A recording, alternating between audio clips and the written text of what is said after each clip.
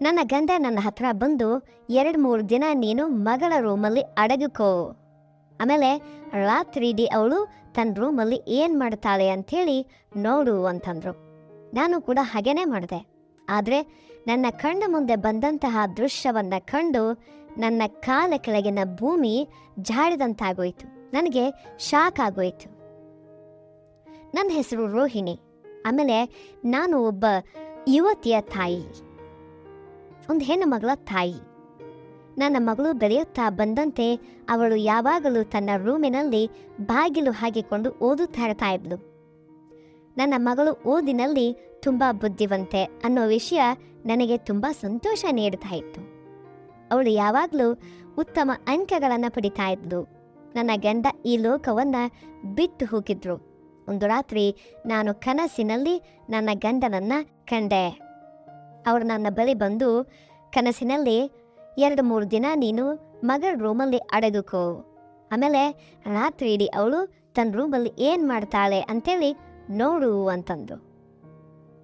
ನಾನು ಕೂಡ ಹಾಗೆ ಮಾಡಿದೆ. ಆದರೆ ನನ್ನ ಕಣ್ಣ ಮುಂದೆ ಬಂದಂತಹ ಆ ದೃಶ್ಯವನ್ನು ಕಂಡು ನನ್ನ ಕಾಲ ಕೆಳಗಿನ ಭೂಮಿ ಅದುರಿ ಹೋಯಿತು, ಜಾಡಿದೋಯ್ತು, ಶಾಕ್ ಆಗೋಯ್ತು ನನಗೆ. ನನ್ನ ಮೃತ ಪತಿಯ ಮಾತನ್ನು ನಾನು ಮೀರುವಂತಿರಲಿಲ್ಲ. ಆದರೆ ನನ್ನ ಆಶ್ಚರ್ಯದ ಮಿತಿ ಮೀರಿ ಯಾವಾಗಂದರೆ ರಾತ್ರಿ 2:30 ಗಂಟೆಗೆ ನಾನು ನನ್ನ ಮಗಳ ರೂಮಿನಲ್ಲಿ ಅಲ್ಮೇರಾದ ಹಿಂದೆ ಅಡಕೊಂಡಿದ್ದೆ. ಬೀರು ಹಿಂದೆ ಅಡಕೊಂಡಿದ್ದಾಗ ನನ್ನ ಮಗಳು ಮಾಡಿದ್ದನ್ನು ನೋಡಿ ನನಗೆ ಪ್ರಜ್ಞೆ ತಪ್ಪಿದಂತಾಯಿತು. ನಾನು 28ನೇ ವಯಸ್ಸಿನಲ್ಲಿ ವಿಧವೆಯಾಗಿದ್ದೆ. ಆಮೇಲೆ ನನ್ನ ಮದುವೆ 21ನೇ ವಯಸ್ಸಿನಲ್ಲಾಗಿತ್ತು. ನಾನು ನನ್ನ ಗಂಡನನ್ನು ಅತೀವವಾಗಿ ಪ್ರೀತಿಸ್ತಾ ಇದ್ದೆ. ಅದಕ್ಕಾಗಿಯೇ ನಾನು ಎಂದಿಗೂ 2ನೇ ಮದುವೆ ಮಾಡಿಕೊಳ್ಳಲಿಲ್ಲ. ಆಮೇಲೆ ಇಡೀ ಜೀವನವನ್ನು ನನ್ನ ಗಂಡನ ಹೆಸರಿನಲ್ಲೇ ಕಳೆಯೋದಕ್ಕೆ ನಿರ್ಧಾರವನ್ನು ಮಾಡಿದ್ದೆ. ನಾನು ಹೆಣ್ಣು ಮಗುವಿನ ತಾಯಿಯಾಗಿದ್ದೆ. ಅವಳನ್ನು ನಾನು ತುಂಬ ಪ್ರೀತಿಯಿಂದ ಮತ್ತು ಜವಾಬ್ದಾರಿಯಿಂದ ಬೆಳೆಸಿದ್ದೆ. ನಾನು ಸತ್ತ ಮೇಲೆ ನನ್ನ ಗಂಡನ ಮುಂದೆ ಹೆಮ್ಮೆಯಿಂದ ನಾನು ನಿಮ್ಮ ಮಗಳನ್ನು ತುಂಬ ಚೆನ್ನಾಗಿ ಬೆಳೆಸಿದ್ದೇನೆ ಅಂತಂತ ಹೇಳಬೇಕು ಅಂತನೂ ಹಂಬಲ ನನ್ನದಾಗಿತ್ತು. ದೇವರ ಕೃಪೆಯಿಂದ ನನ್ನ ಮಗಳು ಈಗ 23 ವರ್ಷದವಳಾಗಿದ್ದಾಳೆ. ಈಗ ಸುತ್ತಮುತ್ತಲಿನ ಜನರು ನನ್ನ ಬಳಿ ಮಗು ಅಂತ ಇದ್ದರೆ ಅದು ನಿನ್ನ ಮಗಳಂತೆ ಇರಬೇಕು, ಅದು ಉತ್ತಮವಾಗಿರಬೇಕು, ನಿನ್ನ ಮಗಳಂತೆ ಅಂತ ಹೇಳ್ತಾರೆ. ಜನ ನನ್ನ ಮಗಳನ್ನು ಮತ್ತು ನನ್ನ ಬೆಳೆಸುವಿಕೆಯನ್ನು ತುಂಬ ಹೊಗಳುತ್ತಾ ಇದ್ರು. ಈ ಮಾತುಗಳನ್ನು ಕೇಳಿದಾಗ ನನ್ನ ತಲೆ ಹೆಮ್ಮೆಯಿಂದ ಎತ್ತುತ್ತಾ ಇತ್ತು. ನನ್ನ ಮಗಳು ಸಿಂಚು ನಿಜಕ್ಕೂ ತುಂಬ ಒಳ್ಳೆಯವಳು ಮತ್ತು ಬುದ್ಧಿವಂತ ಹುಡುಗಿ. ಅವಳು ದಿನವಿಡೀ ಮತ್ತು ರಾತ್ರಿ ಇಡೀ ಓದಿನಲ್ಲಿ ಮಗ್ನಳಾಗಿರ್ತಾ ಇದ್ಲು. ಅವಳು ಇಷ್ಟು ಕಷ್ಟಪಟ್ಟು ಓದೋದನ್ನು ನೋಡಿದಾಗ ಅವಳ ಮೇಲೆ ನನಗೆ ಅತೀವ ಪ್ರೀತಿ ಉಂಟಾಗ್ತಾ ಇತ್ತು. ಆದರೆ ನಂತರ ನನಗೆ ಆ ರಹಸ್ಯದ ನೆನಪಾಗ್ತಾ ಇತ್ತು. ಅದನ್ನು ನಾನು ನನ್ನ ಮಗಳಿಂದ ಮುಚ್ಚಿಟ್ಟಿದ್ದೆ. ಈ ಕಾರಣದಿಂದಾಗಿ ನನ್ನ ಮತ್ತು ಮಗಳ ಸಂಬಂಧದ ನಡುವೆ ಬಿರುಕು ಉಂಟಾಗುತ್ತದೆ ಅನ್ನುವ ಭಯ ನನಗಿತ್ತು. ಆದರೆ ನಾನೇನು ಮಾಡಲಿ? ನಾನು ಬಯಸಿದ್ರೂ ಈಗಲೇ ಅವಳಿಗೆ ಆ ರಹಸ್ಯವನ್ನು ಹೇಳೋದಕ್ಕೆ ಸಾಧ್ಯ ಇರಲಿಲ್ಲ.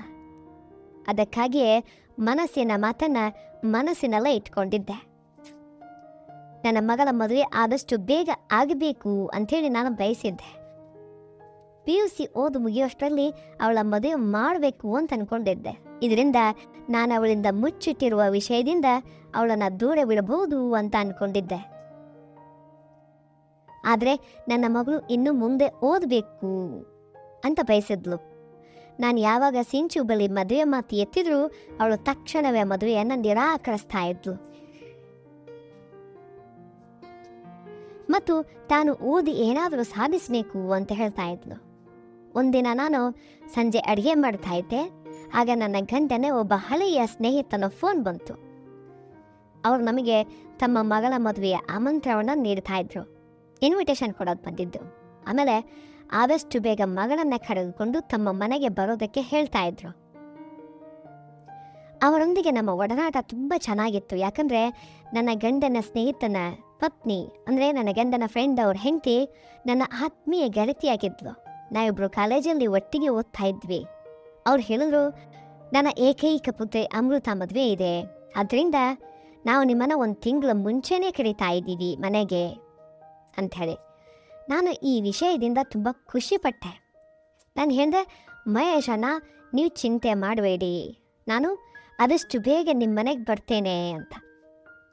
ಸಂಜನಾ ನನ್ನ ಪತಿಯ ಸ್ನೇಹಿತನ ಮಗಳಷ್ಟೇ ಅಲ್ಲ, ನನ್ನ ಗೆಳತಿಯ ಮಗಳು ಕೂಡ ಆಗಿದ್ಲು. ವಾಸ್ತವವಾಗಿ ಮಹೇಶಣ್ಣ ತಮ್ಮ ಕಿರಿಯ ಮಗನೊಂದಿಗೆ ಸಿಂಚು ಮದುವೆ ಮಾಡಿಕೊಡ್ಲಿ ಅಂತನ್ನೋದು ನನ್ನ ಮೊದಲಿನಿಂದಲೂ ಆಸೆಯಾಗಿತ್ತು. ನನ್ನ ಫ್ರೆಂಡ್ ಮಗನ ಜೊತೆನೇ ನನ್ನ ಮಗಳ ಮದುವೆ ಮಾಡಬೇಕು ಅನ್ನೋ ಆಸೆ ಆಗಿತ್ತು. ಯಾಕಂದರೆ ಅವನು ನನ್ನ ಮಗಳ ವಯಸ್ಸಿನವನೇ ಮತ್ತು ಅವನಿಗೊಂದೊಳ್ಳೆ ಕೆಲಸ ಕೂಡ ಸಿಕ್ಕಿತ್ತು. ಅವನನ್ನು ನಾನು ಮೊದಲಿನಿಂದಲೂ ಇಷ್ಟಪಡ್ತಾ ಇದ್ದೆ. ಅವನು ನೋಡೋದಕ್ಕೆ ಚೆನ್ನಾಗಿದ್ದ ಮತ್ತು ಸಿಂಚೂರೊಂದಿಗೆ ಅವನ ಜೋಡಿ ತುಂಬ ಚೆನ್ನಾಗಿರುತ್ತೆ ಅಂಥೇಳಿ ನಾನು ಭಾವಿಸಿದ್ದೆ. ಮಹೇಶ್ ಅವರಿಗೆ ಇಬ್ಬರೇ ಮಕ್ಕಳು. ಮಗಳ ಮದುವೆ ಈಗ ಆಗ್ತಾ ಇದೆ, ನಂತರ ಮಗ ಇದ್ದಾನೆ. ನನ್ನ ಮಗಳು ಆ ಮನೆಯಲ್ಲಿ ತುಂಬ ಸುಖವಾಗಿರ್ತಾಳೆ ಅಂತ ಅಂದ್ಕೊಂಡೆ. ನಾನು ಬೇಗನೆ ಅಡುಗೆ ಮುಗಿಸಿ ಸಿಂಚು ರೂಮ್ ಕಡೆ ಹೋದೆ. ನಾನು ರೂಮಿನ ಬಾಗಿಲನ್ನು ತೆಗೆಯೋದಕ್ಕೆ ಕೈಯನ್ನು ಚಾಚಿದಾಗ ಸಿಂಚು ತನ್ನ ರೂಮನ್ನು ಒಳಗಿನಿಂದ ಲಾಕ್ ಮಾಡಿಕೊಂಡಿರೋದನ್ನು ಕಂಡು ನನಗೆ ಆಶ್ಚರ್ಯ ಆಯಿತು. ಇದೇನಪ್ಪ ಅಂತ ನಾನು ಜೋರಾಗಿ ಬಾಗಿಲನ್ನು ತಟ್ಟಿದೆ. ಸ್ವಲ್ಪ ಸಮಯದ ನಂತರ ಬಾಗಿಲು ತೆರೆಯಿತು. ನನ್ನ ಮಗಳಿಗೆ ಬೆವರ್ತಾ ಇತ್ತು. ಅವಳು ತುಂಬ ಗಾಬರಿಯಾಗಿದ್ದಂತೆ ಕಾಣ್ತಾ ಇದ್ಲು. ನಾನು ಕೇಳಿದೆ, ಏನಾಯ್ತು ಸಿಂಚು, ನೀನು ಬಾಗಿಲು ಒಳಗಿನಿಂದ ಯಾಕೆ ಹಾಕೊಂಡಿದ್ಯಾ ಅಂತ ಕೇಳಿದೆ. ಇಷ್ಟು ತಡವಾಗಿ ಯಾಕೆ ತೆರೆದೆ? ಅವಳೊಂದು, ಅಮ್ಮ ನಾ ಬಾತ್ರೂಮಲ್ಲಿ ಸ್ನಾನ ಮಾಡ್ತಾ ಇದ್ದೆ. ನಾನು ಹೇಳಿದೆ, ಅದೆಲ್ಲ ಬಿಡು, ಇಲ್ಲಿ ಬಾ, ನನ್ನ ಪಕ್ಕ ಕೂತ್ಕೋ. ನಾನು ಮಗಳ ಕೈಯನ್ನು ಹಿಡಿದು ಸೋಫಾದ ಮೇಲೆ ಕೂರಿಸ್ಕೊಂಡೆ. ನಾನು ಹೇಳಿದೆ, ನಿನಗೆ ಗೊತ್ತಾ ಮಗಳೇ, ನಿನ್ನ ನೆಚ್ಚಿನ ಮಹೇಶ್ ಅಂಕಲ್ ಫೋನ್ ಮಾಡಿದ್ರು. ಅಮೃತ ಮದುವೆಗೆ ನಮ್ಮನ್ನು ಕರೀತಾ ಇದ್ದಾರೆ, ನೀನು ಪ್ಯಾಕಿಂಗನ್ನು ಶುರು ಮಾಡು ಅಂತ ಹೇಳಿದೆ. 2 ದಿನದ ನಂತರ ಹೊರಡೋಣ. ಇದನ್ನು ಕೇಳಿ ಸಿಂಚು ಮುಖದ ಬಣ್ಣ ಬದಲಾಯಿತು. ಅವಳು ಹೇಳಿದ್ಲು, ಅಮ್ಮ ನಾನು ಬರೋದಕ್ಕೆ ಸಾಧ್ಯವಿಲ್ಲ ಅಂತ. ಇದನ್ನು ಕೇಳಿ ನನಗೆ ಕೋಪ ಬಂತು. ನಾನು ಕೇಳಿದೆ, ಯಾಕೆ ನೀನು ಬರೋದಿಲ್ಲ? ಅದಕ್ಕೆ ಅವಳು ಹೇಳಿದ್ಲು, ಅಮ್ಮ ನನಗೆ ಪರೀಕ್ಷೆಗಳು ಶುರುವಾಗಿದೆ, ನಾನು ಓದೋದನ್ನು ಬಿಟ್ಟು ಬರೋದಕ್ಕೆ ಸಾಧ್ಯ ಇಲ್ಲ. ನಾನು ಹೇಳಿದೆ, ಮಗಳೇ ವಿಷಯವನ್ನು ಅರ್ಥ ಮಾಡ್ಕೋ, ನೀನು ನಿನ್ನ ಪುಸ್ತಕಗಳನ್ನು ಅಲ್ಲೇ ತಗೊಂಡು ಹೋಗು, ಅಲ್ಲಿ ಕೂತ್ಕೊಂಡು ಓದ್ಕೋ. ಮದುವೆಗೆ ಹೋಗೋದು ತುಂಬ ಮುಖ್ಯ. ಯಾಕಂದರೆ ನಾನು ನಿನಗಾಗಿ ಅಮೃತ ಸಹೋದರ ಪರಾಗನನ್ನು ಇಷ್ಟಪಟ್ಟಿದ್ದೇನೆ. ಅಂದರೆ ನನ್ನ ಫ್ರೆಂಡ್ ಮಗನ್ನ ನಾನು ಇಷ್ಟಪಟ್ಟಿದ್ದೀನಿ ನಿನ್ನ ಮದುವೆ ಮಾಡೋದಕ್ಕೋಸ್ಕರ. ನೀವಿಬ್ಬರು ಪರಸ್ಪರ ಭೇಟಿಯಾದರಷ್ಟೇ ಮಾತು ಮುಂದೆ ಸಾಗುತ್ತೆ. ಅವಳು ದಿಟ್ಟಿಸ ಕಣ್ಣುಗಳಿಂದ ನನ್ನನ್ನು ನೋಡಿ ಹೇಳಿದ್ಲು, ಅಮ್ಮ ನಾನು ಮದುವೆ ಅರ್ಹತೆ ಉಳಿಸ್ಕೊಂಡಿಲ್ಲ. ಸಿಂಚು ಈ ಮಾತು ನನಗೆ ತುಂಬ ಕೆಟ್ಟದಾಗ ಅನಿಸ್ತು. ನನ್ನ ಸಿಟ್ಟಿನಿಂದ ಇದರ ಅರ್ಥ ಏನು ಅಂತ ಕೇಳಿದೆ ನಾನು. ಅವಳು ಗಾಬರಿಯಾಗಿ, ಅಮ್ಮ ನಾನು ಓದಿ ಏನಾದರೂ ಆಗಬೇಕು ಅಂತ ಎಷ್ಟು ಬಾರಿ ಹೇಳಿದ್ದೇನೆ ಅಂತ ಅಂದ್ಲು. ನಾನು ಅವಳನ್ನು ಸುಮ್ಮನೆ ದಿಟ್ಟಿಸಿ ನೋಡ್ತಾ ನಿಂತಿದ್ದೆ. ಮರುದಿನವೂ ನಾನು ಅವಳನ್ನು ಮದುವೆಗೆ ಒಪ್ಪಿಸೋದಕ್ಕೆ ತುಂಬ ಪ್ರಯತ್ನಿಸಿದೆ. ನೀನು ಬರದೇ ಇದ್ದರೆ ನಾನು ಕೂಡ ಹೋಗೋದಿಲ್ಲ ಅಂತ ಹೇಳಿದೆ. ಆದರೆ ಅವಳು ಕೇಳಲಿಲ್ಲ. ಕೊನೆಗೆ ಪಕ್ಕದ ಮನೆಯವರಲ್ಲಿ ಅವಳನ್ನು ನೋಡ್ಕೊಳ್ಳೋದಕ್ಕೆ ಹೇಳಿ ನಾನು ಒಬ್ಬಳೇ ಮದುವೆ ಹೋದೆ. ಮದುವೆ ಮನೆಯಲ್ಲಿ ಮಹೇಶ್ ಮತ್ತು ಕಲ್ಪನಾ ಕೂಡ ಸಿಂಚು ಬಗ್ಗೆ ಕೇಳಿದ್ರು. ನಾನು ಅವಳಿಗೆ ಪರೀಕ್ಷೆ ಇದೆ ಅಂಥೇಳಿ ಸುಳ್ಳನ್ನು ಹೇಳಿದೆ. ಮಹೇಶ್ ಅವರು ನನ್ನ ಹತ್ರ ಬಂದು ನನ್ನ ಮೃತ ಸ್ನೇಹಿತನ ಮಗಳನ್ನು ನನ್ನ ಮನೆ ಸೊಸೆಯನ್ನಾಗಿ ಮಾಡಿಕೊಳ್ಬೇಕು ಅಂತನ್ನೋದು ನನ್ನ ಆಸೆ ಇದೆ ಅಂತ ಹೇಳಿದ್ರು. ಈ ಮಾತನ್ನೇ ಕೇಳಿ ನನ್ನ ಕಣ್ಣಲ್ಲಿ ನೀರು ಬಂತು. ಕಲ್ಪನಾ ಕೂಡ ಮದುವೆ ನಂತರ ಸಿಂಚು ಸಂಬಂಧ ಕೇಳೋದಕ್ಕೆ ಮನೆಗೆ ಬರೋದಾಗಿ ಹೇಳಿದ್ರು. ಮದುವೆ ಮುಗಿಸಿ ನಾನು ಮನೆಗೆ ಬಂದೆ. ಮಗಳ ಬಗ್ಗೆ ಪಕ್ಕದ ಮನೆಯವರು ತುಂಬ ಹೊಗಳಿದ್ರು. ಆಮೇಲೆ ನಾನು ಸಿಂಚು ಹತ್ರ ಹೋಗಿ, ಮಹೇಶ್ ಅಂಕಲ್ ನಿನ್ನನ್ನು ಸೊಸೆಯಾಗಿ ಮಾಡಿಕೊಳ್ಳೋದಕ್ಕೆ ಒಪ್ಕೊಂಡಿದ್ದಾರೆ, ಅಂದರೆ ಕೇಳಿದ್ದಾರೆ ಅವರೇ ಅಂತ ಹೇಳಿದೆ.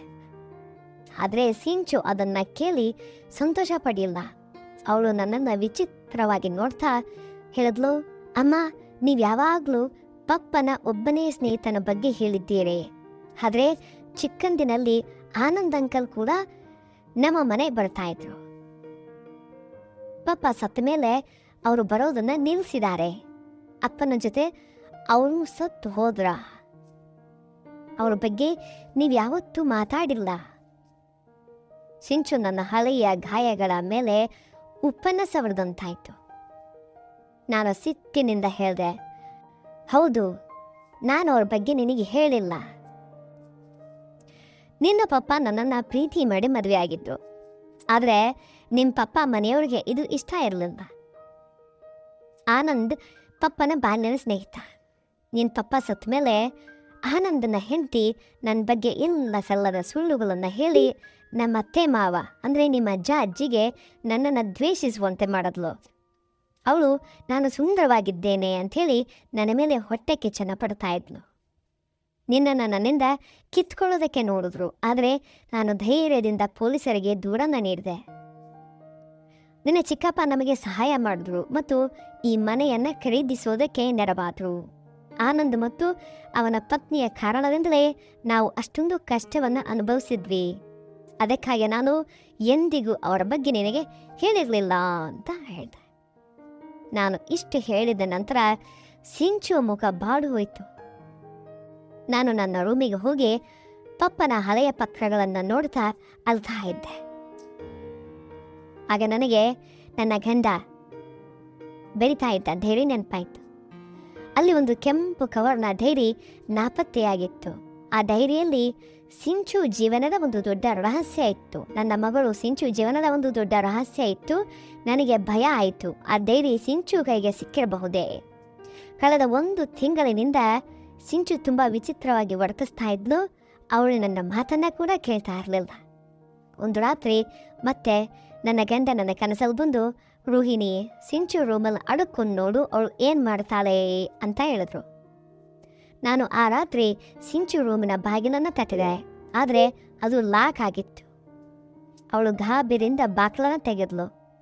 ಅದೇ ರಾತ್ರಿ ನಾನು ಅವಳ ರೂಮನ ಅಲ್ಮೇರಾದ ಹಿಂದೆ ಅಡಗಿ ಕೂತ್ಕೊಂಡೆ. ಅವಳು ರಾತ್ರಿ ಇಡೀ ಓದುತ್ತಾನೇ ಇದ್ಲು. ಹೀಗೆ ಸುಮಾರು 2 ರಾತ್ರಿಗಳು ಕಳೆದ್ವು. 3ನೇ ರಾತ್ರಿ ನಾನು ಮತ್ತೆ ಅಡಕೊಂಡೆ. ಅವಳ ರೂಮಲ್ಲಿ ಇದ್ದಕ್ಕಿದ್ದಂತೆ ಕಿಟಕಿಯ ಹತ್ತಿರ ಶಬ್ದ ಆಯಿತು. ಸಿಂಚು ಬಾಗಿಲು ತೆರೆದ್ಲು ಮತ್ತು ಯಾರೋ ಒಬ್ಬ ಹುಡುಗಿ ಒಳಗೆ ಜಿಗಿದ. ಸಿಂಚು ಅಳುತ್ತಾ ಹೇಳಿದ್ಲು, ನೀವು ಇಷ್ಟು ದಿನ ಯಾಕೆ ಬರಲಿಲ್ಲ? ನಾನು ನಿಮ್ಮನ್ನು ಎಷ್ಟು ಪ್ರೀತಿಸ್ತೀನಿ ಗೊತ್ತಾ ಅಂತ. ಇವತ್ತು ಬೆಳಗ್ಗೆ ಅಮ್ಮನಿಗೆ ಅನುಮಾನ ಬಂದಿತ್ತು, ಅದಕ್ಕೆ ಪಪ್ಪನ ಫೋಟೋ ಹಿಡಿದು ನಾನು ನಾಟಕ ಮಾಡಿದೆ. ಇದನ್ನು ಕೇಳಿ ನನಗೆ ತಡ್ಕೊಳ್ಳೋದಕ್ಕೆ ಸಾಧ್ಯ ಆಗಿಲ್ಲ. ನಾನು ಅಲ್ಮೇರಾದ ಹಿಂದಿನಿಂದ ಹೊರಗಡೆ ಬಂದೆ. ಅವರಿಬ್ಬರು ಗಾಬರಿ ಆಗಿಬಿಟ್ರು. ನಾನು ಸಿಂಚುವನ್ನು ಬೈದೆ, ಯಾರ ಹುಡುಗ, ನಿನಗೆ ನಾಚಿಕೆ ಆಗೋದಿಲ್ವಾ ಅಂತ ಕೂಗಾಡಿದೆ. ಆಗ ಸಿಂಚು ಹೇಳಿದ್ಲು, ಅಮ್ಮ, ಇವನು ನನ್ನ ಲವರ್ ಅಲ್ಲ, ನನ್ನ ಗಂಡ. ನಾವಿಬ್ಬರು ಮದುವೆಯಾಗಿದ್ದೀವಿ. ಇವನ ಬಗ್ಗೆ ನನಗೆ ಪಪ್ಪನ ಡೈರಿಯಿಂದ ತಿಳಿತು. ಇವನ ಹೆಸರು ನಂದನ್, ಆನಂದ್ ಅಂಕಲ್ ಮಗ. ಪಪ್ಪ ತನ್ನ ಡೈರಿಯಲ್ಲಿ ನಾನು ದೊಡ್ಡವಳಾದ ಮೇಲೆ ನಂದನ್ ನನ್ನ ಮದುವೆಯಾಗಬೇಕು ಅಂಥೇಳಿ ಬರೆದಿದ್ರು ಅವರ ಡೈರಿಯಲ್ಲಿ. ಅವರು ಆನಂದ್ ಅಂಕಲ್ಗೆ ಮಾತನ್ನು ಕೊಟ್ಟಿದ್ರು, ಇವನನ್ನು ಮದುವೆ ಮಾಡ್ಕೊಳ್ತೀವಿ ಅಂತ. ನೀವು ಆನಂದ ಪತ್ನಿಯ ಕಾರಣದಿಂದ ಇದನ್ನು ಮುಚ್ಚಿಟ್ಟಿದ್ದೀರಿ, ಆದರೆ ನಾನು ಪಪ್ಪನ ಮಾತನ್ನು ನಡೆಸ್ಕೊಳ್ಬೇಕಿತ್ತು. ಸೊ ಅಂಥೇಳಿ ನಾನು ಅಳುತ್ತಾ ಹೇಳಿದೆ, ಮಗಳೇ, ಆನಂದ್ ಪತ್ನಿ ನನಗೆ ಕೊಟ್ಟ ಕಾಟವನ್ನು ನೆನೆದು ನಾನು ಇಷ್ಟು ದಿನಗಳ ಕಾಲ ಹೀಗೆಲ್ಲ ಮಾಡಿದೆ ಅಂತ. ಆಗ ನಂದನ್ ಮುಂದೆ ಬಂದು ಕೈಯನ್ನು ಮುಗಿದು ಹೇಳ್ದ, ಅತ್ತೆಯವರೇ, ಈಗ ಕಾಲ ಬದಲಾಗಿ ಹೋಗಿದೆ. ನನ್ನ ತಾಯಿಗೆ ಪಾರ್ಶ್ವವಾಯು ಪ್ಯಾರಾಲಿಸಿಸ್ ಲಕ್ವ ಉಂಟಾಗಿದೆ. ಅವಳು ಹಾಸಿಗೆ ಹಿಡಿದಿದ್ದಾಳೆ ಮತ್ತು ಮಾತಾಡೋದಕ್ಕೆ ಕೂಡ ಬರ್ತಾ ಇಲ್ಲ. ಅವಳು ತನ್ನ ತಪ್ಪಿನ ಪ್ರಾಯಶ್ಚಿತವನ್ನು ಅನುಭವಿಸ್ತಾ ಇದ್ದಾಳೆ. ಅವಳು ನಿಮ್ಮ ಬಳಿ ಕ್ಷಮೆ ಕೇಳೋದಕ್ಕೆ ಬಯಸ್ತಾ ಇದ್ದಾಳೆ ಅಂತ ಹೇಳ್ದ. ನಾನು ಅವಳ ಜೊತೆ ಅವಳ ಮನೆಗೆ ಹೋದೆ. ಅಲ್ಲಿ ಕಾವೇರಿ ಅಂದರೆ ನಂದನ್ ತಾಯಿ ಅಸಹಾಯಕ ಸ್ಥಿತಿಯಲ್ಲಿದ್ಲು. ಅವಳ ಕಣ್ಣಲ್ಲಿ ನೀರಿತ್ತು. ಅವಳ ಮನಸ್ಸಿನಲ್ಲೇ ಕ್ಷಮೆಯನ್ನು ಕೇಳ್ತಾ ಇರೋದು ನನಗೆ ಅರ್ಥ ಆಯಿತು. ನಾನು ಅವಳನ್ನು ಕ್ಷಮಿಸಿದೆ. ಆಮೇಲೆ ಮಗಳು ಮತ್ತು ಅಳಿಯನನ್ನು ಹರಸಿದೆ, ಹಾರೈಸಿದೆ, ಆಶೀರ್ವಾದವನ್ನು ಮಾಡಿದೆ. ಆನಂದ್ ಅಣ್ಣ ಕೂಡ ನನ್ನನ್ನು ನೋಡಿ ತುಂಬ ಸಂತೋಷಪಟ್ಟರು. ಆನಂದ್ ಅಣ್ಣ ವೀಕ್ಷಕರೇ, ಈ ವಿಡಿಯೋ ನಿಮಗೆ ಇಷ್ಟ ಆಗಿದ್ರೆ ದಯವಿಟ್ಟು ಲೈಕ್ ಮಾಡಿ, ಶೇರ್ ಮಾಡಿ, ಸಬ್ಸ್ಕ್ರೈಬ್ ಮಾಡಿ. ಇನ್ನೊಂದು ಹೊಸ ಕಥೆಯೊಂದಿಗೆ ಆದಷ್ಟು ಬೇಗ ನಿಮ್ಮ ಮುಂದೆ ಬರುತ್ತೇವೆ. ದಯವಿಟ್ಟು ನಮ್ಮ ಚಾನಲನ್ನು ಸಬ್ಸ್ಕ್ರೈಬ್ ಮಾಡಿ. ಧನ್ಯವಾದಗಳು. ಶುಭ ದಿನ. Take care. ಬಾಯ್.